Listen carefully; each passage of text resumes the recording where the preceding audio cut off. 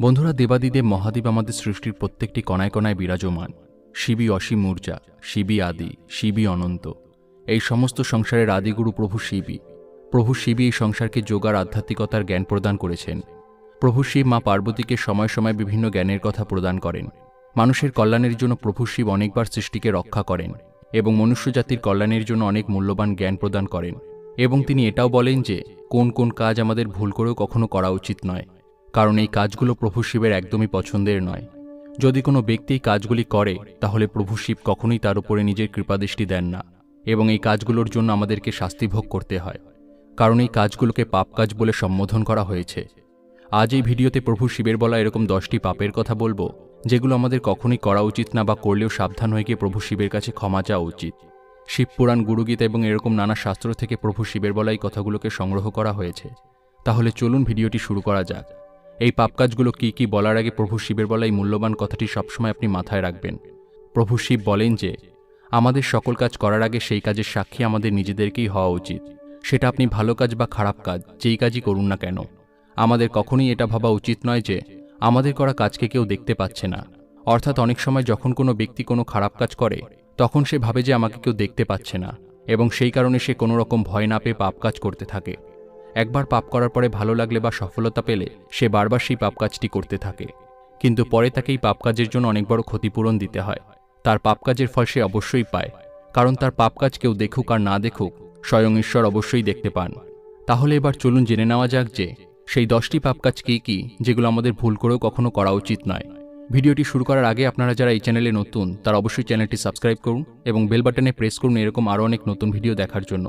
ভিডিওটি দেখে যদি ভালো লাগে তাহলে অবশ্যই একটি লাইক করবেন এবং সবাইকে শেয়ার করবেন। প্রভু শিবের বলা প্রথম যেই পাপ কাজটি আমাদের করা উচিত নয় সেটি হলো ভগবানের কর্মে দোষ দেখা। বন্ধুরা, অনেকেই আছে যারা ভগবানের কাজে অত্যন্ত বেশি দোষ ত্রুটি ধরেন, যেটা অত্যন্ত বড় একটি পাপ।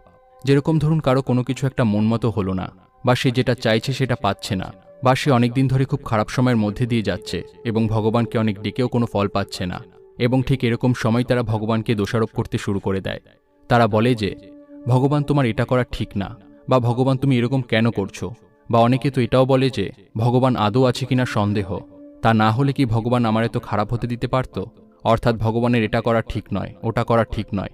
এরকম ভগবানের কর্মে দোষ ধরা একটা অত্যন্ত বড় অপরাধ, কারণ ভগবান কোনো কিছুই আমাদের খারাপের জন্য করেন না।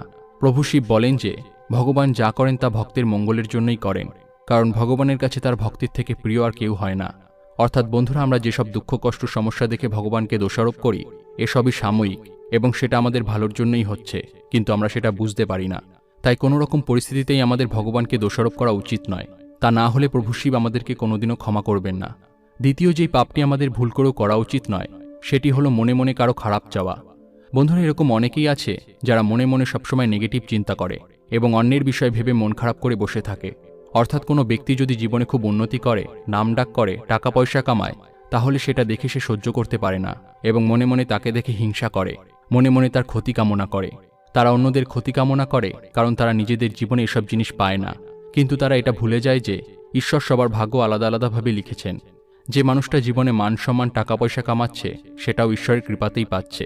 তাই ঈশ্বরের দেওয়া কোনো জিনিস দেখে আমাদের কখনো মনে মনে হিংসা করা বা ক্ষতি চাওয়া উচিত নয়, কারণ একে মানসিক পাপ বলা হয়েছে।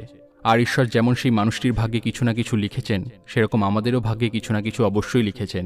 তাই আমাদের নিজেদের কথা ভেবে নিজেদের মতো করে চেষ্টা চালিয়ে যাওয়া উচিত। তৃতীয় যেই পাপ কাজটি আমাদের ভুল করেও করা উচিত নয় সেটি হলো সাধু ব্যক্তিদের বা ভালো মানুষদের আজে বাজে কথা বলে মনে কষ্ট দেওয়া। বন্ধুরা, শাস্ত্রে সাধু ব্যক্তি বলতে তাদেরকেই বলা হয়েছে যাদের মধ্যে সদ্গুণ বিদ্যমান, অর্থাৎ এরকম ব্যক্তি যারা মনের দিক থেকে খুব সৎ হয়, ভালো হয়। এরকম ব্যক্তিরা কখনো কাউকে খারাপ কথা বলে না, কখনো কারো খারাপ চায় না। এক কথা, এরকম ব্যক্তিরা খুব সরল সাদাসিধে প্রকৃতির হয়। বন্ধুরা, এই সরল সাদাসিধে গুণটি স্বয়ং প্রভুর থেকে পাওয়া একটি বিশেষ গুণ, অর্থাৎ প্রভু শিবের বিশেষ কৃপার ফলেই কেউ এরকম গুণ পেয়ে থাকে। তাই কখনো ভুল করেও এরকম ব্যক্তিদের সাথে মজা করে বা আজে বাজে কথা বলে কখনো মনে দুঃখ দেওয়া উচিত নয়, তা না হলে প্রভু শিব অত্যন্ত রুষ্ট হন। চতুর্থ যেই পাপটি আমাদের ভুল করেও করা উচিত নয় সেটি হলো পশু পাখিদের উপরে অত্যাচার করা। বহু মানুষ আছে যারা পশু পাখিদের উপরে অত্যাচার করে। বাড়িতে পশু পাখি আসলে তাদের না খেতে দিয়েই তাড়িয়ে দেয়, রাস্তায় থাকা পশুদেরকে মারে। কিন্তু তারা এটা ভুলে যায় যে শিব হলেন স্বয়ং পশুপতি এবং পশুদের উপরে অত্যাচার প্রভু শিব কখনোই সহ্য করেন না। যারা পশুদের উপরে অত্যাচার করার মতো বড় পাপ করে তাদেরকে প্রভু শিব কখনো ক্ষমা করেন না। তাই আপনার বাড়িতে কোনো পশু পাখি আসলে তাদেরকে অবশ্যই কিছু খেতে দিন। রাস্তাঘাটে কোনো পশুকে বিপদে দেখলে সাহায্য করুন, তাদেরকে খেতে দিন। পারলে ছাদে বাটিতে করে পাখিদের জন্য জল রাখুন। মনে রাখবেন, এরা সব হলো অবলা জীব। এদের উপরে অত্যাচার প্রভু শিব কখনোই ক্ষমা করেন না, তাই সাবধান হয়ে যান। পঞ্চম যেই পাপটি আমাদের ভুল করেও করা উচিত নয়, সেটি হলো প্রকৃতির উপরে অত্যাচার করা। বন্ধুরা, আমরা জানি যে এই প্রকৃতি স্বয়ং ঈশ্বরেরই সৃষ্টি, কিন্তু বহু মানুষ আছে যারা বিনা কারণে নিজের স্বার্থসিদ্ধির জন্য এই প্রকৃতির উপরে অত্যাচার করে, গাছপালা কাটে, দূষণ ঘটিয়ে প্রকৃতির ক্ষতি করে, অর্থাৎ এক কথায় প্রকৃতির ভারসাম্য নষ্ট করে। এই ধরনের পাপকে বলা হয় শারীরিক পাপ, এবং প্রকৃতির উপরে করা এরকম অত্যাচার প্রভু শিব কখনোই ক্ষমা করেন না। এবং প্রকৃতি নিজের ভারসাম্য বজায় রাখতে আমাদের করা পাপকর্মের ফল ঝড়, বৃষ্টি, বন্যা অর্থাৎ বিভিন্ন প্রাকৃতিক দুর্যোগের মাধ্যমে আমাদেরকে ফিরিয়ে দেয়। তাই আমাদের সবসময় এটা মাথায় রাখতে হবে যে আমরা যাই করি না কেন, আমাদের দ্বারা যেন প্রকৃতির কোনো ক্ষতি না হয়। ষষ্ঠ যেই পাপটি আমাদের ভুল করেও করা উচিত নয়, সেটি হলো নিজের গুরুকে অপমান করা। বন্ধুরা, গুরু তাকেই বলা হয় যার কাছ থেকে আমরা কোনো কিছু শিখি। তাই যার কাছ থেকে আমরা কোনো কিছু শিখি তাকে কখনোই আমাদের অপমান বা ছোট করা উচিত নয়, কারণ গুরুর অপমান প্রভু শিব কখনোই মেনে নেন না।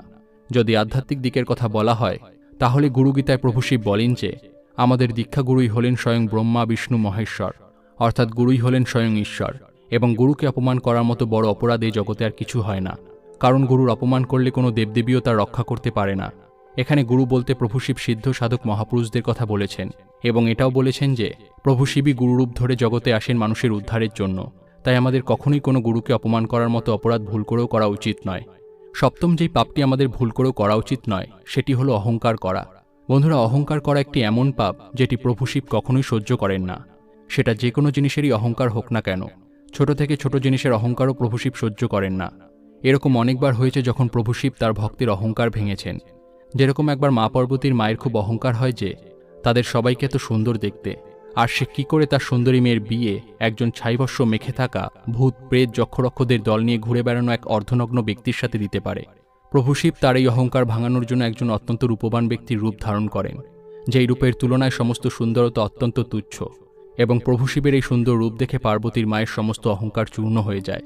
তাই বন্ধুরা, কোনো জিনিসেরই অহংকার করা একদমই উচিত নয়, কারণ আমাদের কাছে যা আছে, যেমন গাড়ি, বাড়ি, টাকা পয়সা, মান সম্মান, শিক্ষা, এসব কিছু ঈশ্বর কৃপা করে আমাদেরকে দিয়েছেন, এবং তার এক মুহূর্তও লাগবে না এই সব কিছু আমাদের কাছ থেকে কেড়ে নিতে। তাই মনে কোনো কিছুর অহংকার আসলে সাবধান হয়ে যান। অষ্টম যেই পাপটি আমাদের ভুল করেও করা উচিত নয়, সেটি হলো মানুষের সাহায্য না করা। বন্ধুরা, বহু মানুষ আছে যারা শুধু নিজেদের কথা ভাবে। তারা কখনোই বিপদাগ্রস্ত মানুষদের, গরিব দুঃখীদের, দুস্থ আর্তদের সাহায্য করে না। এরকম স্বার্থবাদী মানুষদের প্রভু শিব কখনোই ক্ষমা করেন না। বন্ধুরা, প্রভু শিব এতটাই দয়াবান ছিলেন যে তিনি সৃষ্টিকে রক্ষা করতে দেবদেবী ও অসুরদের ডাকে সাড়া দিয়ে সমুদ্র মন্থন থেকে ওঠা বিষ নিজে পান করেন এবং সকলকে রক্ষা করেন। তিনি একবারও নিজের কথা, নিজের পরিবারের কথা ভাবেন না। এতটাই মহান প্রভু শিব, এবং এরকমটা একমাত্র প্রভু শিবই করতে পারতেন। বন্ধুরা, শাস্ত্রে এটা আছে যে সেবাই পরম ধর্ম। তাই আমাদের সকল জীবের মধ্যে ঈশ্বর আছে, এই জ্ঞানী সকলের সেবা করা উচিত এবং নিষ্কাম ভাবনা নিয়ে সাহায্য করা উচিত, কারণ এই গুণটি প্রভু শিবের অত্যন্ত প্রিয়। নবম যেই পাপটি আমাদের ভুল করেও করা উচিত নয়, সেটি হলো পরনিন্দা করা। বন্ধুরা, পরনিন্দা করা একটি বড় অপরাধ, যেটি প্রভু শিবের একদমই পছন্দের নয়। বহু মানুষ আছে যারা সামনে তো ভালো ভালো কথা বলে, কিন্তু পিছনে গিয়ে সেই ব্যক্তির নামে নিন্দা করে। অনেকে বলে যে একটু পরনিন্দা করলে কী বা যায় আসে, কিন্তু তারা এটা বুঝতে পারে না যে পরনিন্দা করার মতোই বাজে অপরাধটি ধীরে ধীরে তার সংস্কারকে খারাপ করে দেয়। তখন সে চাইলেও পরনিন্দা না করে আর থাকতে পারে না। এমনকি সে ধর্মীয় স্থানে গিয়েও, কীর্তনে গিয়েও অন্যের নামে নিন্দাই করতে থাকে, এবং তার আসল কাজই হয় না। তাই পরনিন্দা করার মতো বাজে পাপ থেকে সাবধান হয়ে যান। যদি কারোর কোনো দোষ ত্রুটি দেখেও থাকেন, তাহলে সেটা তার পিছনে নয়, সামনে গিয়ে বলুন। আর যদি সেটা করতে না পারেন, তাহলে পরনিন্দা করার মতো জঘন্য পাপ করে নিজে অপরাধী হবেন না। দশম যেই পাপটি আমাদের কখনোই করা উচিত নয়, সেটি হলো মিথ্যে কথা বলা। বন্ধুরা, প্রভু শিব এটা বলেন যে যে সত্যকে আশ্রয় করে থাকে, সত্যি কথা বলে এবং সত্যের পথে চলে, সেরকম ব্যক্তিকে প্রভু শিব অত্যন্ত ভালোবাসেন এবং তার উপরে অত্যন্ত কৃপা করেন। কিন্তু যেই ব্যক্তি মিথ্যা কথা বলে, সেই ব্যক্তি কখনোই ঈশ্বরের কৃপার পাত্র হয় না, কারণ মিথ্যা কথা বলতে বলতে মানুষ সত্যের থেকে অনেক দূরে চলে যেতে থাকে এবং সে কথায় কথায় মিথ্যা কথা বলে।